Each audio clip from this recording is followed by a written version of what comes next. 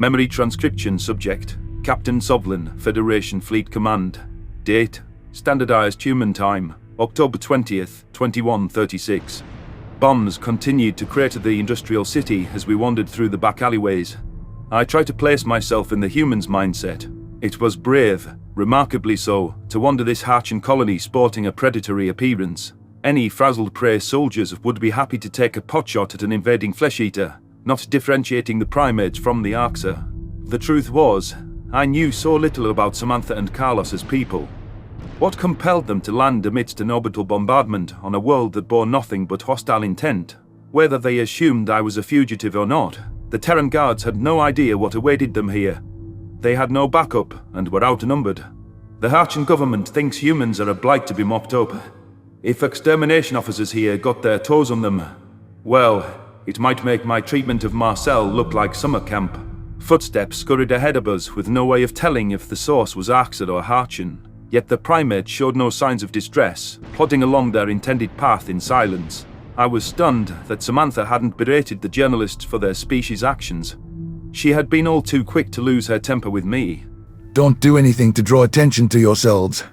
Carlos wiggled a head on his stomach, the stealthy movements of a hunter inching up on prey.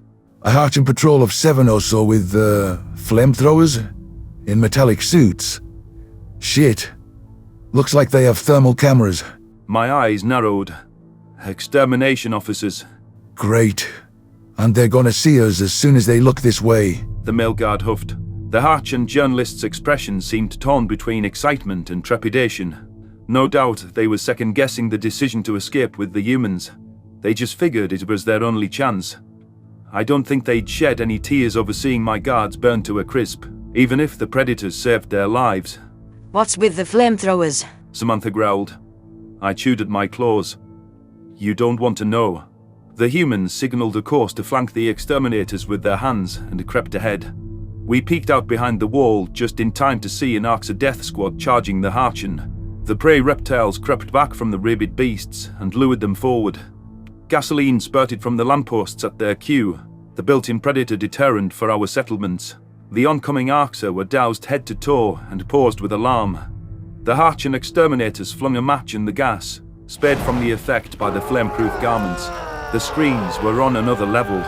Happiness fluttered in my heart, finally seeing the Greys taste a bit of suffering. That was the agonized death these cattle collectors deserved. That was what I wished I could dole out to them for years. Carlos and Samantha looked horrified, however, watching the burning Arxa flail about. I guess I couldn't blame them, since that was what the officers would do to their kind too. The Harchan exterminators chased the Greys with flamethrowers and steered them away from any source of water. My heart twisted as I thought about them putting the humans down like normal predators. Well, now I see what the flamethrowers are for. The female guard sighed. Must you burn predators at the stake? It's the worst way to die. I tossed my head in a non-committal gesture. It cleanses the affected area, not just of any offspring or other dens, but also of any traces of their filth. I don't want to step in fecal matter that used to be an animal. No offense. Selene nodded in agreement. What if your traces and fluids get in the water supply? Or half-eaten carcasses you leave behind attract more predators? Gross. You, as in humans. Samantha hissed. God forbid, you might inhale some predator molecules on the wind. Carlos and I should be put down at once. The male human pursed his lips, leaning back against a wall. Sadness glowed in his eyes as he listened to the conversation, and I don't think he had the words to express it. For the first time in my life, I thought about whether animals deserved agonizing deaths. Why couldn't we put a bullet in the ones we saw, and then torch them? Terran presence was a contaminating factor by technicality. I could only imagine the reactions of Venlil extermination officers. Nothing ill-fated had come from me breathing the same air as predators, or eating plants grown in infested Earth soil. Our species had survived in eras where hunters left their excretions in the landscape, inhabiting every corner of our planets. The humans have shown us a different side of nature, even if some of it is disgusting. Suffering for what they were born as is wrong. I'm sorry, Carlos. Your life has no value to them, and they'll have no qualms about killing you, I said. That said, I didn't mean that you were filth. I mean, you need to shower, but... He snorted. Huh. You're an asshole. And you're a sweaty, bloody mess of a predator. If they could burn off just those grimy pelts and that outer skin part, that might be okay. The human flashed his teeth, and I hoped that was the friendly version of their snarl. Perhaps this wasn't the safest choice for cheering him up, but from what I'd seen, teasing was good for their mental state.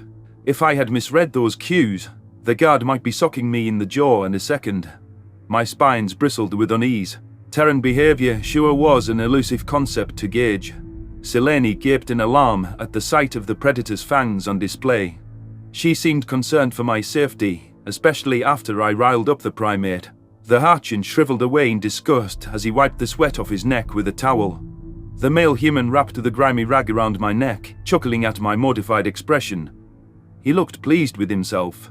Sometimes I almost like you, Sovlin. Carlos growled. Okay, we have to get across the square. Let's take these fuckers out, and don't walk under any street lamps. My reporter friend shared a glance with her colleagues. You're killing them. I'm sorry, are we supposed to let them fry us alive? Move out and keep to cover. The human soldiers lined up their rifles and marched out as a pair. The Harchin exterminators hadn't heard our chatter over the AXA screens. They were leaving no chances of a grey living to fight another day.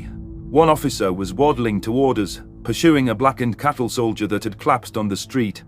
Her head snapped up as she spotted our heat signatures, and she pointed at us. More predators! Humans with hostages! She spat. Light them up! Carlos cleared his throat. Shit. There's no cover. Maybe we can use you all as bargaining chips. Just pretend, of course. They won't shoot us with you leading, surely. Oh, they'll nail us too if they can't free us. Better dead than be your cattle, I sighed. Though I imagine our deaths will be... quicker. Samantha rolled her eyes. Yes, real sapiens don't deserve to burn alive. But predators don't feel anything, right? We were destined to be firewood. It's just perfect. Well, I for one like you guys not exterminated. So hurry up and find a hiding spot. Try the buildings. Carlos attempted to kick down an apartment door, but couldn't get the metal base to budge. He took a running start at the frame and fell back with frustration. Samantha fired several bursts at the Harchin exterminators, covering for her partner. The enemy responded with their sidearms while lighting the street ablaze in all directions. The Terran male glanced for another entry before gesturing to retreat to the alleyway. The two humans ducked back into cover, their heavy breathing unpleasant to the ear. The Harchin journalists ran away from the confrontation. I chased after them with frustration. Thinking quickly, I wrestled the gun out of a burned axe's paws. Get the fuck back here! I fired several shots at the balcony just above their heads and watched as those four dropped to the floor in unison. We need to get off this world before cattle squads finish up shop, or we're all fucking dead. Selene raised her limbs. Exactly. Sovlin, that area is on fire, and the predators are shooting their guns at Harchin. I was trying to trust you, because you've never steered me wrong before. But we need a new plan. There is no other plan. Yes, there is. The humans are distracted by the exterminators. Let's go take their ship. We know it's close by, and there's not much time. We're not leaving them. Those two you see back there saved hundreds of Gajid lives from the Arxa, and now they're trying to save you. I care about them. Don't you get it? The female journalist's skin morphed into a bright orange, mirroring the tone of the flames. Her pupils surveyed mine for several moments, and I realized my eyes were watering at the thought of my guards on fire. Slumping her shoulders in defeat, she scampered back toward the hiding humans. Her colleagues followed her lead. It was clear the close-knit team didn't want to separate. 7 exterminators charged through the alleyway, buffeting flames at the dumpster the humans crouched behind. Samantha unloaded a clip of suppressive fire, but she was cornered.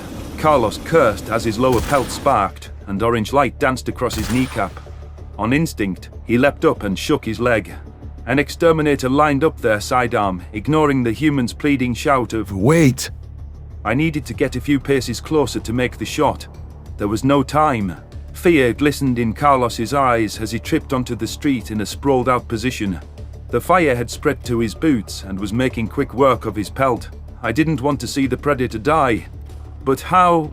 Selene emitted a high-pitched scream and distracted the exterminators for a split second. I sprinted with the last of my energy, pulling the trigger at the gun wielder. My first shot nailed the Harchin in the shoulder. The second one was a perfect rocket to the brain. 2 officers whirled around, spewing fire at me. I grabbed my reporter friend and we tumbled back behind a building wall. If we don't all die now, that is the second time I've saved Carlos's life, I muttered. I knew you wouldn't leave them. Selene shook her head. I came back for you, Sovlin, not them. Every second we spend here is time we're still on the Arx's radar. I hope hideous predators with a monstrous history are worth that to you. Those hideous predators are people like us. Just watch them, how they act under pressure. You'll see. Carlos tried to ignore the flames, shooting his sidearm despite the blinding panic. The male human only connected with a single Harchin by way of ricochet. Most of his wild rounds ended up in a wall, missing his target by a wide margin. The primal terror of being set ablaze must be overwhelming his brain. That unbearable heat on his lower extremities, and watching it spread, I couldn't imagine. Samantha was a one-woman harbinger of death, rolling out from behind the dumpster with fury. Her green eyes glowed with hunger.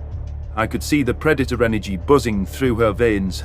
She grabbed the flamethrower from the downed exterminator and decided to give the officers a taste of their own medicine. The Harchin formation wavered. They weren't used to predators wielding their devices. The extermination officers had flameproof gear to avoid this eventuality, but 2 sported tears in their suits from today's engagements. Samantha switched to her sidearm as the panicked professionals bumbled into each other. She dished out 2 headshots before diving back behind the dumpster. That left 3 extermination officers on the prowl. While watching the human duo take out the majority of their comrades, they forgot all about the rogue Gajid prisoner. I popped back out from behind the wall and sprayed gunfire with my claw locked on the trigger. 2 Harchin figures toppled to the ground. Samantha didn't hesitate to terminate the final one. Carlos, you good? I questioned. Several grunts came from the alley. Fuck! Help me! The human's pant leg had almost completely burned away, little more than tatters. He kicked off his scorching boot and his face contorted in a mask of pain. Those silly artificial pelts saved him from serious nerve damage in all likelihood, but we needed to put him out quick. I tugged that sweaty towel off my neck, slapping it on his ankle. The flames began to dissipate as I smothered them, and the human rolled around to put out the embers. Samantha hustled over with a water bottle, breathing a sigh of relief at the sight of her partner unharmed. He rubbed the reddened skin on his leg and struggled to his feet. His limbs trembled as he tried to stand. The female guard supported him with a gentle touch. Carlos closed his eyes. Thanks, Sovlin. And company. Let's get out of here. I think I've had enough for one day. Samantha studied me in silence, with a little less venom than usual. The glint of surprise hung in her eyes. I figured she had expected me to abandon them when push came to shove. The curt predator didn't resist my aid when I propped myself under Carlos's other arm. She flashed pearly fangs and gave me a small nod. I see what you meant about their behavior. These humans help each other even when one is weakened. Selene noted. And you don't seem alarmed by their snarls at all. That makes them capable of earning trust, attachment, loyalty. My nostrils flared with indignation, and it makes you wonder why so many species try to kill them without giving them a chance. Assuming they have malevolent intentions purely based on looks is a recipe for disaster. It's not right. Before you jump to conclusions, I need a deeper dive into human history and everything the Federation has on pre-spaceflight predators. I'd like to interview the pale angry one there. That ape isn't hiding their emotions. They would make a good contrast with Noah's polished speech. The angry human has a name. Samantha snapped. Unless you just want to refer to me as it. Fascinating. Why is this one like this? Carlos limped ahead, clinging to my neck. Sam's family was in Melbourne. Everyone she cares about, her relatives, her husband, presumed dead. No chance to say goodbye. Her home, off the map. Right that. Us predators grieve our families too. I suspected the worst case when she visited me on Venlil Prime, excluding hostility. Samantha never shared much about her life, but she had imparted to Talpin that her brother was deaf. Her fondness had been unmistakable with how thorough her offense was to the suggestion of him being killed. It was the first inkling I ever got of how tight Terran family units were. But the husband tidbit took me by surprise. Carlos hadn't mentioned any progeny, though perhaps she planned on starting a family in the future. I had no idea that humans mated for life. I always thought that predators bred for breeding's sake. It sounded like they coupled for purposes beyond producing viable offspring. Of course, humans were capable of love, but their familial obsession always seemed to be the kids. For predators, shouldn't procreation be a competitive selection process driven by impulse? Parenting roles are a way of protecting offspring from rival mates. Or so I thought. Poor Sam. The female human lowered her eyes. That wasn't your fucking place to share, Carlos. If you want to smear me for wanting revenge, Harchin, I couldn't care less. Just keep your racist thoughts to yourself. Now listen. If there is something more to your kind, I'm trying to unearth it. But I must start with your problematic archetypes. Selene explained. I also wonder how far humans will go after the attack.